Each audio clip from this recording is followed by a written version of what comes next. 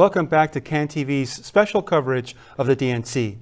Now we're here front and center tonight with Alderman Gilbert Villegas, 36th Ward, to discuss what local leaders can do to boost Chicago beyond the DNC. Thank you so much for joining us. Thank you, Hugo, for the invitation. Alderman, you are a delegate. Tell us about the position and what it means in regard to your participation at the DNC this week. Yeah, so I am a delegate.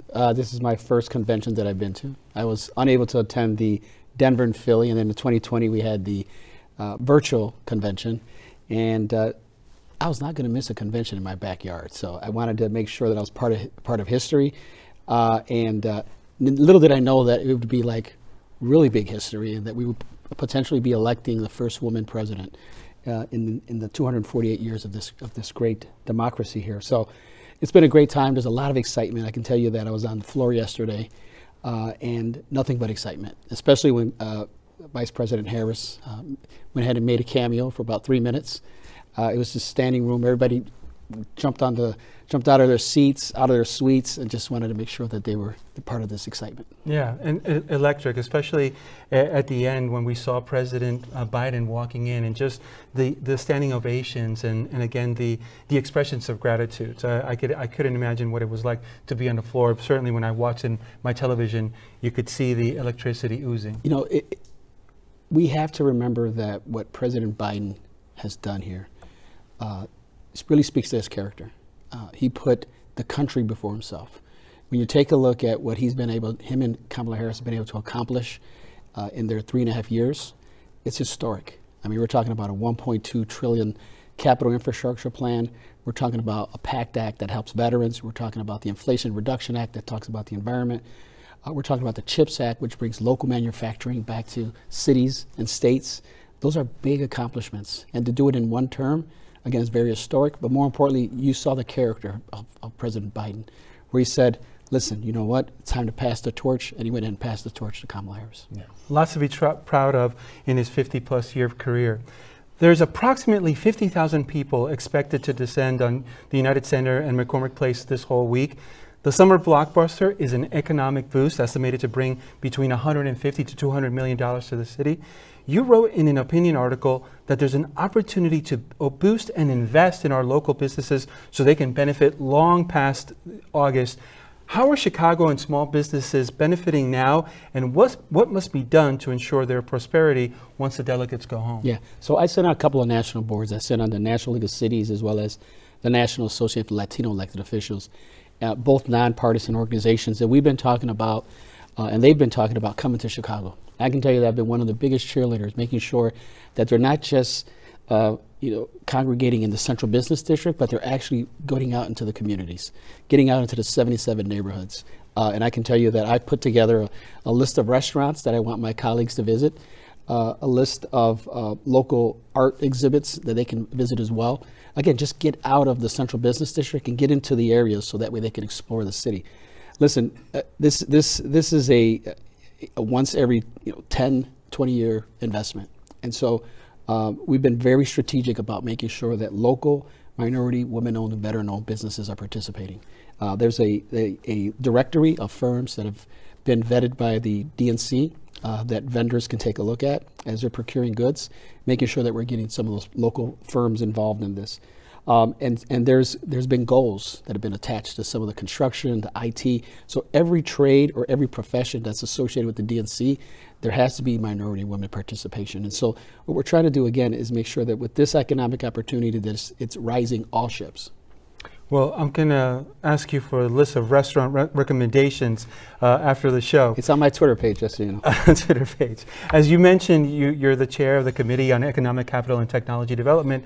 You recently introduced a proposal to require 8% of the city's new data spending to be directed to vendors using Chicago-based facilities. You project this ordinance could eventually generate $50 million to $100 million annually in property taxes and create construction jobs. Tell us more about your proposal and tell us what you think needs to happen in order for what we need from the next president to help boost economic development in Chicago and in Illinois. So I chair the Economic Capital and Technology Development Committee. It's my 5th year chairing it.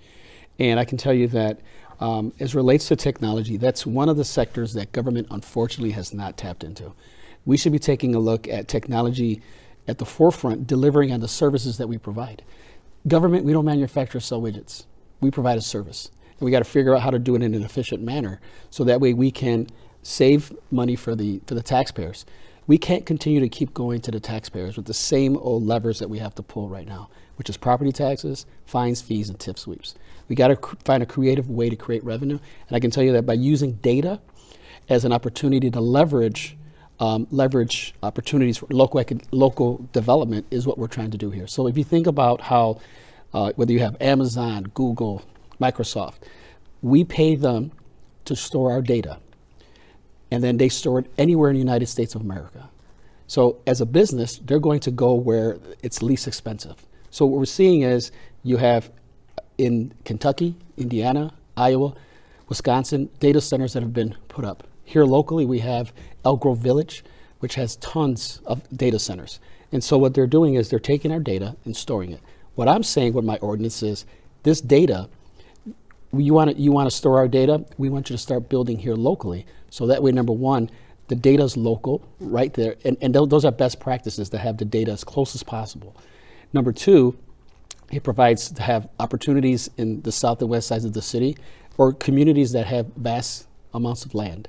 And so the way that you create revenue is by building these structures and then in turn creating new property taxes off these buildings. This model is not unique to the United States or the world because they're doing it in Europe now. In Virginia, Loudoun County, Virginia, that county has seen their property taxes go from 100 million to $1 billion. Now, I'm not saying ours is going to go to $1 billion in new property taxes, but I estimate, and we have estimates that can go from 50 to 100 million over the next 10 years. And we're talking about real savings. And I think important to note, there are best practices and lessons learned across the street, across the country, across the world. So it's really great to hear you say that this situation is not unique to our community. These are challenges that exist elsewhere, and we need to learn what's being done, what the responses are in order to apply them here. We have a couple of minutes left, but I wanted to ask you, you called on the city to open a satellite police district in the larger Westtown area. Some Westtown and Ukrainian Village neighbors have long been concerned they don't receive adequate police attention. Tell us about the need and share what a Harris-Walz administration needs to do to help local elected officials like yourself improve public safety. Yeah, so about 12 years ago, there was a police district that was located in Westtown that was closed. It was part of a consolidation by former Mayor Emanuel. Unfortunately, what we've seen is that there's been a correlation between the closure of the facility as well as crime. So we had the fact that police officers would come back to that station in the community. They didn't have to come down like the major thoroughfares. They would come down side streets if there was traffic, and people would see the police navigating the community. We don't see that now. And what we see is a police station that's about 3 or 4 miles away. And it's tough for the police officers to get dispatched. And when they make an arrest, they have to travel back 30 minutes, 40 minutes back to the police station to process the person. So what I've said is we want to have that police station reopened. If not, let's have a satellite office so that way, again, we can put forward an opportunity for people to see police officers. And what you're seeing in Westtown is that there's been a big boom of restaurant and hospitality activity. And so as a result of that, there's just a lot more activity and police are busy. So we want to make sure that, again, there's visibility. Listen, the Harris-Walz administration is going to make sure that they are investing in public safety, whether through the utilization of technology. And we need to start taking a look at some of these tools that we have available. The fact that, we're not going to police our way out of this situation around public safety. We got to make sure that we're investing in dealing with the root cause, making sure that we're giving opportunities to the youth that that we need to invest in, whether it's through the building trades, whether it's through technology jobs that don't require 4-year degrees, or in those kids that want to go to college, how do we find a way to make it a lot more affordable for them? Yeah, it's a multi-pronged approach, response to solving this issue, and it takes collaboration both with elected officials, locally, state, and of course federal. Alderman Villegas, you've been wonderful and very giving of your time. Thank you so much for joining us. Thank you.